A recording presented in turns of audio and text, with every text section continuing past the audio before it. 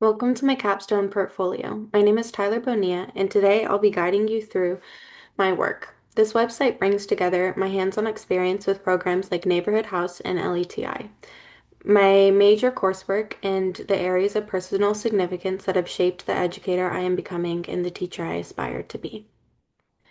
When you first open my website, you land on the About Me page. This introduces my academic history and the core focus of my studies at UW-Bothell. Right away, I explain the areas that have shaped my studies: early childhood education, multicultural education, and equity and justice in learning spaces.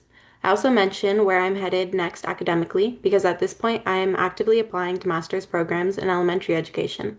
So the About Me page gives you a sense of how I arrived where I am and where I hope to go. As you scroll down, the homepage highlights three sections that really anchor my identity as an educator: my education, work experience, and miscellaneous skills. The education section summarizes my academic background and shows how coursework has prepared me to work with diverse learners and families. It also notes that I'm in the process of applying to graduate programs, which feels like the natural step in my journey.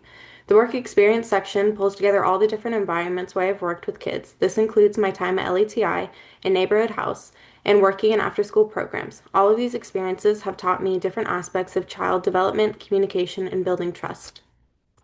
Then there's the miscellaneous section, which highlights skills like curriculum design, Google Slide, WordPress, bilingual communication, and even creative tools like art-based pedagogy and forum theater. These are practical tools I bring into my teaching community work. Altogether, the homepage shows the purpose of my portfolio: to present who I am, what I've learned, and how my experience both inside and outside the classroom have come together to shape my approach to teaching and learning. As we move over to the capstone theme essays, the first essay focuses on education and equity. This theme is personal for me. Growing up mixed race and white presenting, I didn't understand how identity shapes access and opportunity until I started working with LETI. This essay explains how equity means recognizing the different challenges immigrant families face, not treating everyone the same. Through LETI, I learned how families use cultural capita and resilience to survive systems not built for them. This theme laid the foundation for equity, the equity lens I carry into every teaching space. The second essay, Theories of Learning, Cultural, and Identity, focuses on how learning is cultural, relational, and rooted in experience, not just worksheets and tests. In this essay, I connect my field work at LATI with theorists like Vygotsky, Judith Brown, and Ash Clayton. I saw mothers learning through storytelling, reflection, and shared problem solving, which showed me how powerful community-based forms of learning really are. This essay was one of the biggest shifts for me. It redefined what I consider real learning to be.